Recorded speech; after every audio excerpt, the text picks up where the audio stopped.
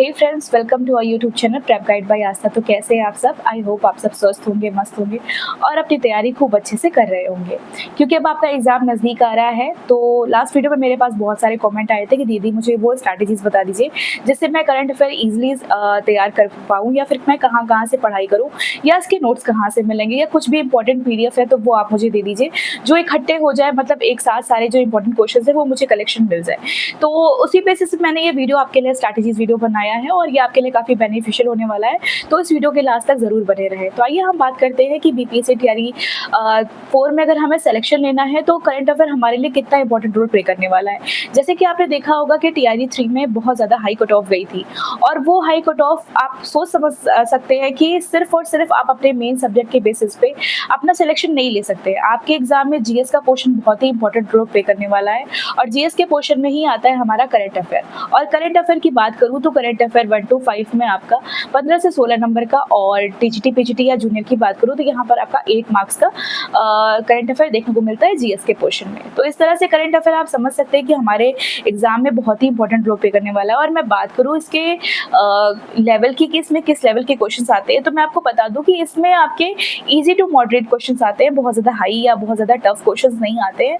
तो आप समझ सकते हैं कि अगर आपने थोड़ी सी भी मेहनत कर लिया, थोड़ा सा भी स्मार्टली वर्क कर लिया, तो आपका ईजिली अच्छा खासा मार्क्स स्कोर कर सकते हैं आप। और मैं अपनी बात करूँ तो मैंने अपने एग्जाम में 8 में से 7 मार्क्स स्कोर किए थे टीजीटी में, और कहीं ना कहीं देखा जाए तो ये मेरा सिलेक्शन लेने में ये मार्क्स मेरे बहुत हेल्प किए थे। आप खुद समझ सकते हैं कि टीआरई 3 में कितनी हाई कट ऑफ गई थी, और अगर उसमें किसी भी एक सब्जेक्ट में आपके मार्क्स थोड़े से भी कम हो जाते हैं तो आपका सिलेक्शन होना काफ़ी डिफिकल्ट हो जाता है। इसलिए हमारे मेन सब्जेक्ट के साथ साथ में हमारे लिए जो अदर सब्जेक्ट है वो भी बहुत इंपॉर्टेंट रोल प्ले करने वाले हैं। और मैं बता दूं कि सिर्फ और सिर्फ हमें करंट अफेयर ही नहीं पढ़ना है, हमें और भी सारे सब्जेक्ट को फोकस करना है। तो हमें अपना सारा टाइम सिर्फ और सिर्फ करंट अफेयर को नहीं देना है, हमें स्मार्टली वर्क करना है जिससे हमारी करंट अफेयर ईजिली तैयार हो जाए और हम अच्छे खासे मार्क्स स्कोर कर सके। तो आइए हम बात करते हैं कि हमें करंट अफेयर कैसे तैयार करनी है। तो लास्ट वीडियो में मैंने आपको ये चीज़ें बताई थी कि कहाँ से आपको करंट अफेयर पढ़नी है और कैसे पढ़नी है। तो मैंने आपको बताया था कि जैसे बहुत सारे एस्पिरेंट्स थे जो मुझसे पूछ रहे थे कि दीदी एसपीडी की बुक्स कैसी रहेगी, या मैं एसपीडी की बुक से कैसे पढ़ाई करूँ, या इसमें इतना लेंदी है। तो मैं आपको यही कहूँगी कि अब आपको अपना टाइम सेव करना है और सिर्फ स्मार्टली वर्क करना है। आपको मतलब आपको हार्ड वर्क नहीं करना है, सिर्फ और सिर्फ स्मार्ट वर्क करना है, और जिसके बेसिस पे आपको सिलेक्शन लेना है। क्योंकि आपके पास बहुत सारे सब्जेक्ट हैं, सिर्फ और सिर्फ एक सब्जेक्ट होता तो मैं बोलती आप यहाँ से पढ़ लीजिए, आपको जो भी मिलता है आप उससे पूरी पूरी पढ़ाई कर लीजिए। नहीं, आपके पास सिर्फ एक सब्जेक्ट नहीं है, आपको बहुत सारे सब्जेक्ट को टाइम देना, और टाइम बहुत कम है। मेन तो बात आती है हमारे एग्जाम में टाइम की, तो टाइम ही हमारे पास बहुत कम है, तो हम अपना पूरा समय तो सिर्फ करंट अफेयर को नहीं दे सकते हैं। तो इसलिए मैं आपको बता रही हूँ कि आपको करंट अफेयर स्पीडी या फिर अलग अलग यूट्यूब चैनल, या फिर बहुत सारे बोल रहे थे कि मैम मैंने यहाँ से पढ़ाई कर ली, यहाँ से पढ़ाई कर ली। अगर आप शुरू से पढ़ रहे हैं तो दैट इज ओके, कोई बात नहीं। अगर आप शुरू से पढ़ रहे हैं, आपकी करंट अफेयर तैयार है, तो आपके लिए ये तो बहुत ही अच्छी बात है। बट अगर आप अभी तक नहीं पढ़ रहे तो आप इकट्ठा उठा के सिर्फ और सिर्फ करंट अफेयर को ही फोकस करेंगे, करंट अफेयर पर ही ध्यान देंगे, तो आप समझ सकते हैं कि आपका बाकी सारा सब्जेक्ट कैसे निकलेगा, या आप कैसे मतलब सिलेक्शन ले पाएंगे। तो मैं बता दूं कि आपको करंट अफेयर के लिए, जैसे मैंने लास्ट वीडियो में बताया था, आपको सिर्फ और सिर्फ कुमार गौरव सर की जो मंथली वीडियोस है उनको फॉलो करना है। और आप यूट्यूब चैनल पे, यूट्यूब पे जाएंगे तो वहाँ पर आपको आप सर्च करेंगे Kumar Gaurav sir monthly video, आपको जिस मंथ की भी चाहिए आप उस मंथ को वहाँ पर मेंशन करेंगे और आपका उस मंथ का मंथली वीडियोस आ जाएगा। और मैं बात करूँ कि आप उसको देख के आप अपने प्रॉपर नोट्स बना के आप उससे रिवीजन कर सकते हैं, और 2-3 बार अगर आप रिवीजन करते हैं इसको तो ईजिली आपका बहुत अच्छे से करंट अफेयर तैयार हो जाता है। क्योंकि कोई भी चीज़ हो, हम जैसे मान लीजिए कोई लोग स्पीडी बुक्स फॉलो कर रहे हैं, अगर स्पीडी को आप बार बार मतलब आपने एक बार देख लिया, पूरा पढ़ भी लिया, और आप उसका रिवीजन नहीं कर पाए तो फिर कोई बेनिफिट नहीं है उसको पढ़ने का। क्योंकि एग्जाम में जो सबसे मस्ट होता है वो हमारा रिवीजन होता है। तो हमें ऐसे नोट्स बनाने हैं या ऐसी चीज़ें फॉलो करना है जो हमारे लिए कम हो, सिंक्रोनाइज हो, और हम उसको ईजिली रिवीजन भी कर पाए। तो मैं आपको वही सारी चीज़ें बता रही हूँ कि आपको सिर्फ और सिर्फ कुमार गौरव सर की जो मंथली वीडियोस है आपको उसको फॉलो करना है, और उसके नोट्स आपको प्रॉपर बनाने हैं। अब मैं बात करूँ कि मेरे पास लास्ट वीडियो में बहुत सारे ऐसे भी कमेंट आए थे कि दीदी मतलब नोट्स बनाने का टाइम अभी इतना बचा नहीं है कि हम प्रॉपर नोट्स बनाएं, या फिर हो सकता है आप शुरू से नोट्स ना बना रहे हो, तो आप सोचिए आप 10 महीने की या फिर 1 साल का नोट्स आप बनाएंगे तो कितना सारा समय आपका चला जाएगा। तो उसके लिए मैं आपको बता दूं कि मैंने जो अपने नोट्स है, मतलब मैंने जो खुद सेल्फ नोट्स प्रिपेयर किए थे खुद के लिए, वो सारे मैंने अपने टेलीग्राम चैनल पे अपलोड कर दिए। तो आप चाहे तो वहाँ से हेल्प ले सकते हैं, आप उससे देख सकते हैं, उससे काफ़ी सारी आपको हेल्प मिलेगी। क्योंकि वहाँ पर मैंने मंथ्स वाइज आपके जो भी वीडियोस के थ्रू जो भी नोट्स थे वो मैंने अपने अपलोड कर दिए हैं। तो आप चाहे तो वहाँ से हेल्प ले सकते सकते हैं और आप सिर्फ उसके बेसिस पे ही अपना अच्छा खासा मार्क्स स्कोर कर सकते हैं।